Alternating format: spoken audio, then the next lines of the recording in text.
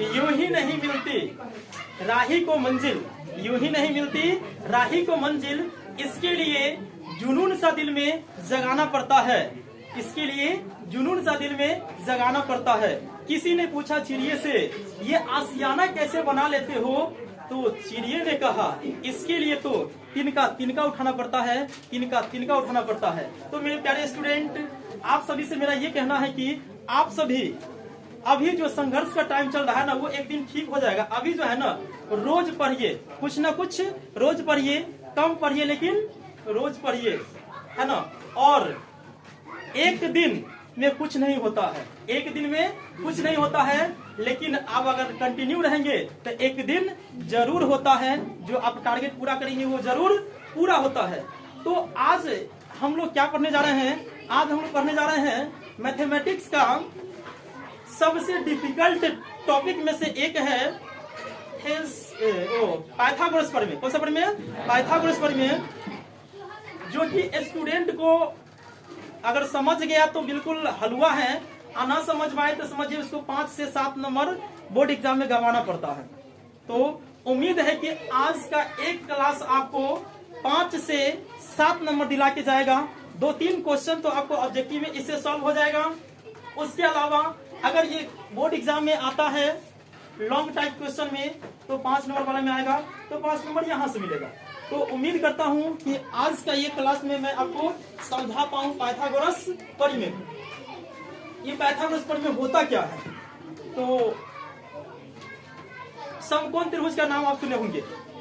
Pythagoras नामक एक आपके गणितज्ञ थे, जिन्होंने एक फॉर्मूला का क्या किए, आविष्कार किए, जिसे हम लोग को पढ़ने के लिए दे दिया गया है, जिस प्रमेय को हम लोग कहते हैं पाइथागोरस प्रमेय। तो आइए जानते हैं ये प्रमेय होता क्या है।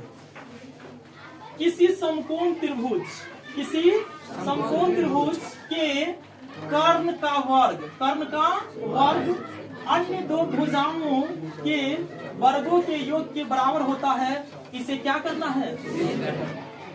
हम सभी पहले से ही जानते हैं कि समकोण त्रिभुज में सबसे बड़ी भुजा को क्या कहते हैं? कर्ण कहते हैं। और अन्य दो भुजा हैं जिसे लंब और आधार कहते हैं, है ना, बेस और परपेंडिकुलर और हाइपोटेन्यूस कहते हैं। जैसे एक फोटो हम लोग लेते हैं यहाँ पे, यह एक समकोण त्रिभुज है। क्या है? इसको हम लोग कर्ण बोलते हैं, इसको क्या बोलते हैं? लंब, और इसको आधार। इसका जो है ना मेंसुरेशन, उसके बाद आपका ज्योमेट्री, उसके बाद ट्रिग्नोमेट्री, हर जगह यूजेस है, हर जगह इसका इस्तेमाल किया जाता है। इसे हम लोग कहीं भी इग्नोर नहीं कर सकते, बहुत ही ज्यादा इंपॉर्टेंट टॉपिक है। तो हम लोग तो जानते हैं कि लंब कर्ण आधार निकालने का फॉर्मूला, कि कर्ण बराबर रूट अंडर लंब स्क्वायर प्लस आधार स्क्वायर। लंब बराबर रूट अंडर क्या होता है? कर्ण स्क्वायर माइनस, और लंब बराबर आधार बराबर रूट अंडर कर्ण स्क्वायर माइनस लंब स्क्वायर। लेकिन ये गणित का जो खेल होता है ना, गणित का जो फॉर्मूला होता है ना, सारा का सारा जो है ना गणितज्ञ लोग वेरीफाई करके, यानी प्रूफ करके हम लोग को सामने में प्रस्तुत करते हैं। तो आज हम लोग सीखेंगे कि जो पाइथागोरस ने, ये हम नहीं प्रूफ कर रहे हैं, ये हजारों वर्ष पहले पाइथागोरस महोदय प्रूफ किए हुए हैं। आज हम वही बात आपको क्या कर रहे हैं? समझा रहे हैं, और प्रूफ करके क्या कर रहे हैं? दिखा रहे हैं। तो आइए, इसके लिए कुछ स्टेप होता है। ये आपके एग्जाम में 5 मार्क्स का आता है। कितने मार्क्स का? इसके लिए 3 स्टेप फॉलो करना होता है। स्टेप नंबर 1, लिखने का तरीका देख रहे हैं। क्या लिखना है? दिया गया है, जो पॉइंट दिया रहेगा सिद्ध करने के लिए वो, फिर दिया गया है सो लिख लेंगे, फिर क्या दूसरा पॉइंट पे लिखेंगे, क्या सिद्ध करना है, तीसरा पॉइंट पे लिखेंगे, कुछ कंस्ट्रक्शन करना होता है, रचना सो लिखेंगे, एंड लास्ट पॉइंट लिखेंगे। कई बार जो है उसको उपपत्ति भी लिखा रहता है। क्या लिखा रहता है? उपपत्ति। तो कंफ्यूज बिल्कुल नहीं होएगा। उपपत्ति लिखिए, नहीं तो प्रमाण लिखिए।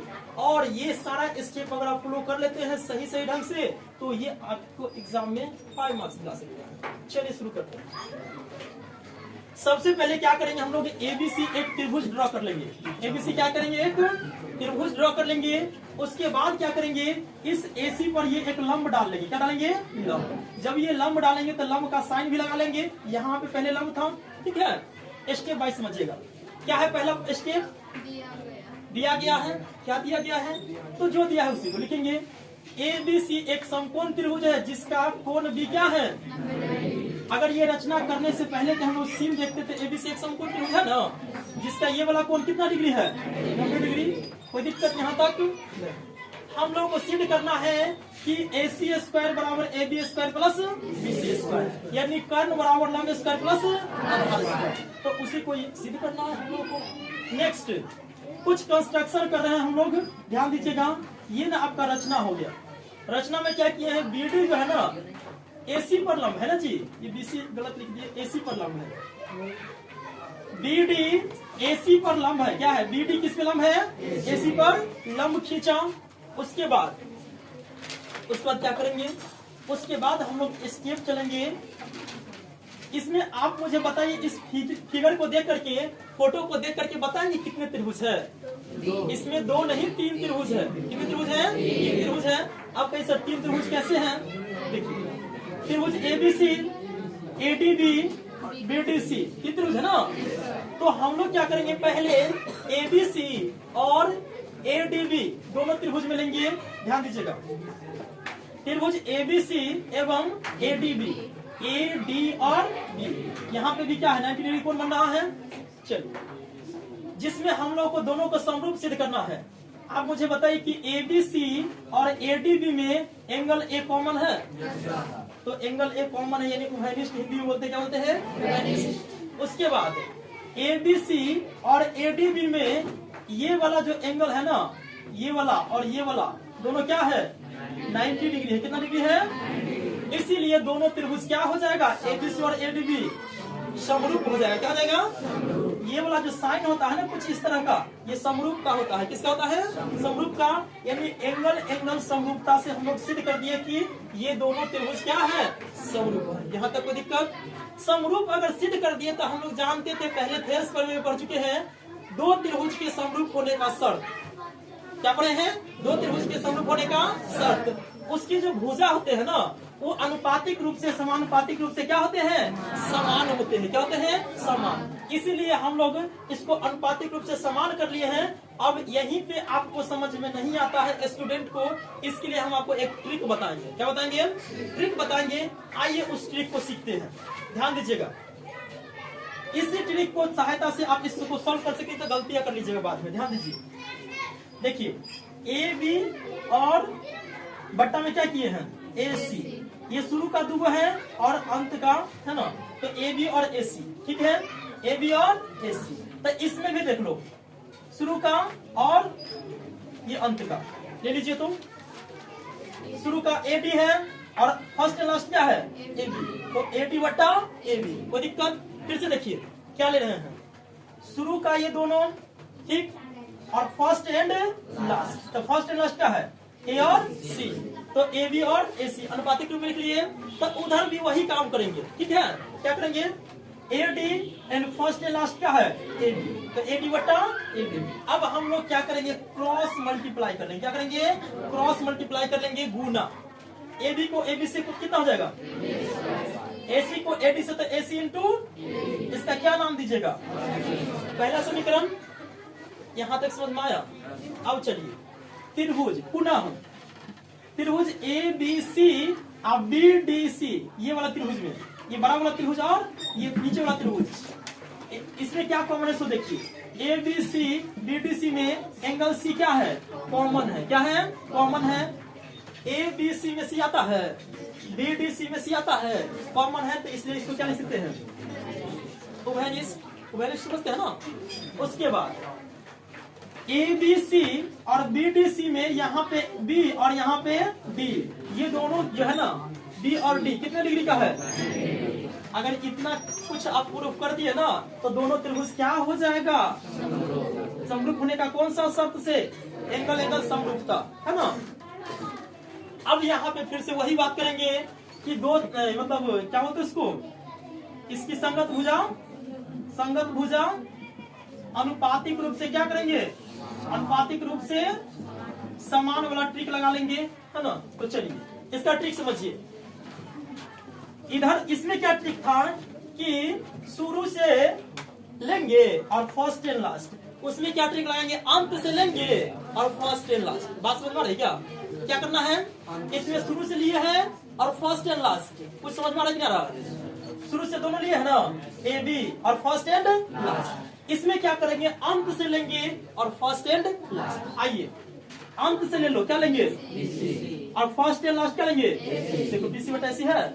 उसके बाद इसमें लो अंत से कितना होगा, और फर्स्ट एंड लास्ट।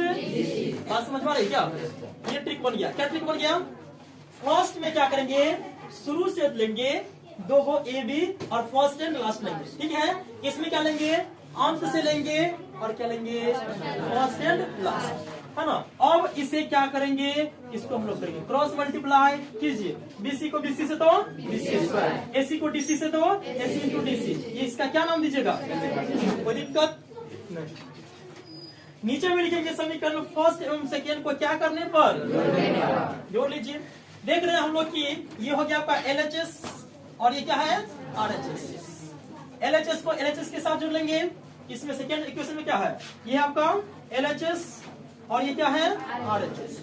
एलएचएस को एलएचएस के साथ जोड़ लीजिए, आरएचएस को आरएचएस के साथ। तो A B B C, A B B C हो गया। इधर वाले की जोड़िए, एसी और एडी। इधर को जोड़ेंगे तो एसी और डीसी, एसी और डीसी। कोई दिक्कत, A B plus B C, AC AC दोनों में कॉमन है। देखिए इसमें भी एसी है और इसमें भी एसी है। क्या करेंगे, कॉमन ले लेंगे। क्या बचेगा इसमें से, इन दोनों में से अगर एसी ले लेते क्या बचेगा, एडी। इन दोनों में से एसी ले लेते क्या बचेगा, कोई दिक्कत नहीं। A B square B C square. उसके बाद हम लोग जानते हैं कि एडी प्लस डीसी बराबर क्या होगा। आइए इधर, एडी प्लस डीसी, तो इसको टोटल क्या कह सकते हैं, एडी। एडी प्लस में डीसी, इसको एक साथ क्या कह सकते हैं। बात समझ में आ रही है क्या? तो हम लोग लिख सकते हैं एडी प्लस डीसी के जगह क्या लिख सकते हैं, एसी।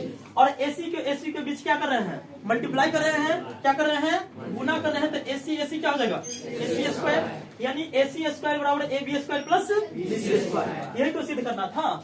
एसी स्क्वायर बराबर A B square plus BC square लिख देंगे। अतः एसी स्क्वायर बराबर बीसी स्क्वायर। अतः या इसलिए लिख सकते हैं, ये क्या हो गया, प्रूफ हो गया। और यही आपका क्या हो गया, आंसर हो गया।